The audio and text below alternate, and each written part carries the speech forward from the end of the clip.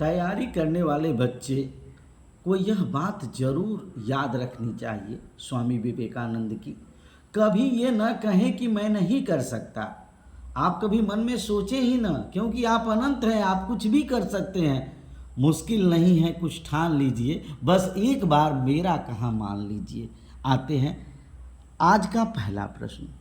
Bharat one स्थिति report 2023 के अनुसार 21.76% पर वन है। बहुत इंपॉर्टेंट क्वेश्चन है 21.76। यह आयोग ने पूछा भी है। 7,15,342.61 वर्ग किलोमीटर पे। यह आयोग का सबसे महत्वपूर्ण प्रश्न है। 21.76% बेटा आप याद कर लीजिएगा। यह बना आवरण है भारत में। दूसरे प्रश्न में चलिए। भारत वन स्थिति रिपोर्ट 2023 के अनुसार वृक्षावरण तथा वनावरण, कल जो है IFSR की हमने बात की थी, FSI की बात की थी। फॉरेस्ट सर्वे ऑफ इंडिया की 2023 के रिपोर्ट के अनुसार 8,27,356.95 वर्ग किलोमीटर, जो कि 25.56% है। ये दोनों आंकड़े काफ़ी महत्वपूर्ण हैं। आप एक स्थिति में हमसे पूछेंगे कि सर वनावरण क्या है और वृक्षावरण क्या है, वृक्षावरण और वनावरण क्या है। तो भैया वृक्षावरण मतलब जो आपके गांव में भी पेड़ पौधे होते हैं, जो घर पे भी आपके पेड़ पौधे होते हैं, ये सारी चीज़ें गूगल मैपिंग के द्वारा दिखाई देते हैं। और उस स्थिति में देखिए यहाँ पे आंकड़े बढ़ रहे हैं। 7,15,342.61 वर्ग किलोमीटर से बढ़कर 8,27,356.95 वर्ग किलोमीटर पे हो रहे हैं। और परसेंटेज भी बढ़ रहा है 21.76% से 25.56%। तो भैया ये वन स्थिति रिपोर्ट हो गई। अब एक अत्यंत महत्वपूर्ण प्रश्न जो बार बार आयोग ने पूछा है कि भारत में किस प्रकार के वनों का क्षेत्र सबसे बड़ा है। तो बिना कुछ सोचे विचारे आप ट्रिक करिएगा। उष्णकटिबंधीय पर्णपाती वन, उष्णकटिबंधीय पर्णपाती वन।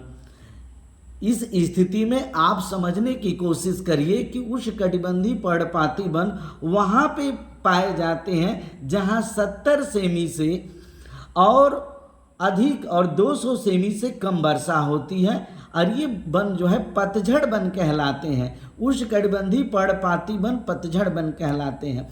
ये दो प्रकार में विभक्त हो सकते हैं। जहाँ ज़्यादा वर्षा होती है वहाँ आर्द्र पर्णपाती वन, आर्द्र मतलब गीलापन होता है बेटा, तो वर्षा से गीलापन का सीधा संबंध है, वहाँ आर्द्र पर्णपाती वन पाए जाते हैं। और जहाँ कम वर्षा होती है वहाँ शुष्क पर्णपाती वन पाए जाते हैं।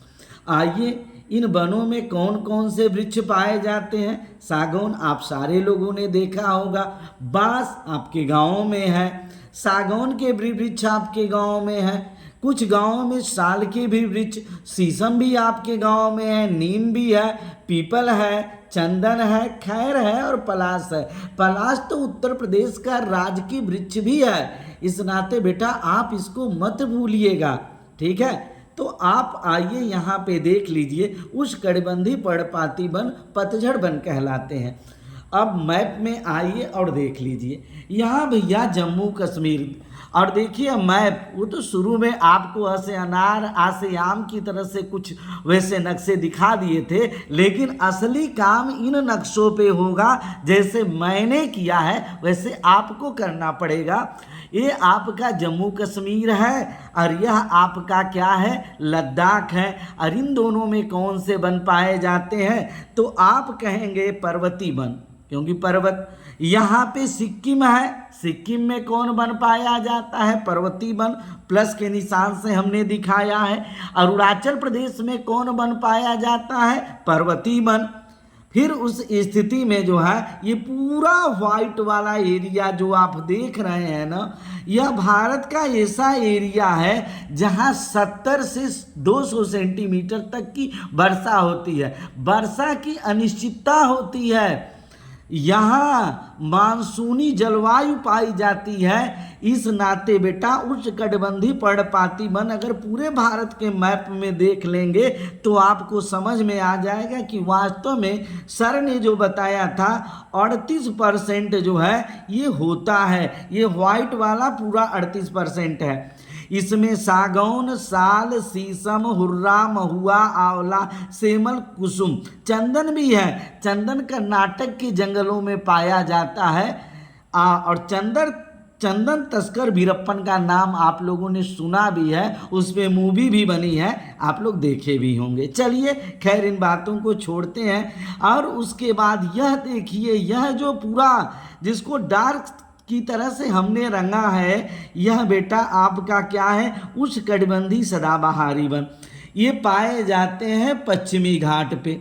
पश्चिमी घाट की बात करें तो भैया कर्नाटक और केरल के तटीय क्षेत्र पे, यहाँ पे पूर्वी घाट के कुछ हिस्से में, ठीक है, और यहाँ पे समुद्र के किनारे आंध्रा में, उड़ीसा में, पश्चिम बंगाल में, और पूर्वोत्तर भारत में अरुणाचल प्रदेश को छोड़कर बाकी सभी राज्यों में। ये बीच में बेटा बांग्लादेश है जिसके बारे में मैंने आपसे बता लिया।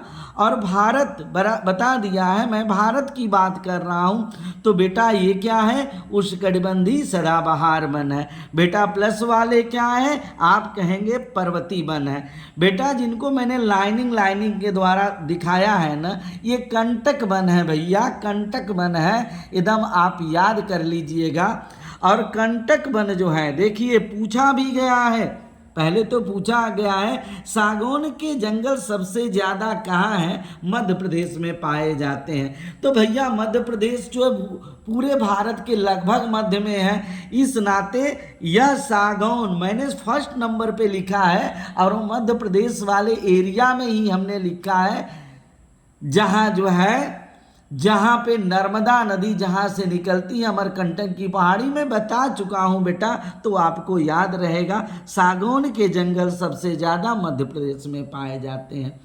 बेटा ये क्वेश्चन है, दक्षिण पश्चिम पंजाब, हरियाणा, राजस्थान के अर्ध शुष्क क्षेत्र में जहाँ 70 से कम वर्षा होती है वहाँ उष्णकटिबंधीय कंटक वन पाए जाते हैं। तो भैया यहाँ पे देखिए गुजरात के कुछ एरिए में, फिर दक्षिण पश्चिम पंजाब ऊपर पड़ेगा, ठीक है, फिर उसके बाद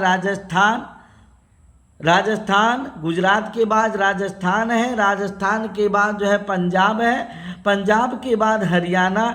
इन क्षेत्रों में ये लगभग 4 राज्यों के क्षेत्र हैं। और यहाँ पे गुजरात को थोड़ा सा मैंग्रोव वनस्पतियों के लिए भी छोड़ दीजिएगा, कच्छ की खाड़ी में और खंबात की खाड़ी में, मुख्यतः मैंग्रोव वनस्पतियाँ कच्छ की खाड़ी में मिलेंगी। तो भैया दक्षिण पश्चिम पंजाब, हरियाणा, राजस्थान के अर्ध शुष्क क्षेत्र में जहाँ 70 से कम वर्षा होती है उष्णकटिबंधीय कंटक वन पाए जाते हैं।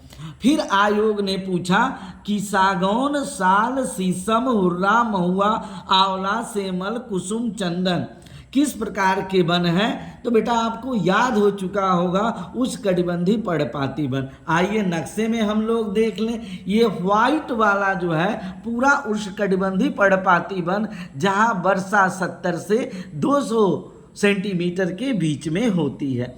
अब बेटा सबसे महत्वपूर्ण कल के डेट में मिनरल्स पे रहेगा, खनिज पे रहेगा। भारत में सबसे अधिक खदानें कहाँ हैं, तो भैया मध्य प्रदेश में सबसे ज़्यादा, फिर गुजरात में, कर्नाटक में, ठीक है। तो उस स्थिति में खदानों का मतलब सिर्फ कोयले की खदान नहीं, सोना को भी खुदवाएंगे, चांदी को भी खुदवाएंगे, तांबे को भी खुदवाएंगे, वो कल खुदवाएंगे। लेकिन बेटा जो है यह हमारा 20वां वीडियो है और मात्र रोज जो है आप 1 या 2 वीडियो देखिए। छुट्टी के दिनों में, जिस दिन छुट्टियां रहती हैं उस दिन 2 वीडियो आप पे अपलोड होगी, और जिस दिन जो है पढ़ाई रहती है उस दिन 1 वीडियो अपलोड होगी। इस प्रकार हमारे क्लास को आप देखें और जीएस के लिए आपको कहीं नहीं जाना पड़ेगा। अब मात्र 90 दिन के क्लास में लगभग 200 वीडियो जो है सेंड, जिसमें 20 भेजे जा चुके हैं, 180 और भेजे जाएंगे। इसके बाद पूरा जीएस आपका एकदम क्लियर हो जाएगा। उसके बाद आयोग के प्रश्नों को हम डायरेक्ट आपसे करवाएंगे। Thanks for watching.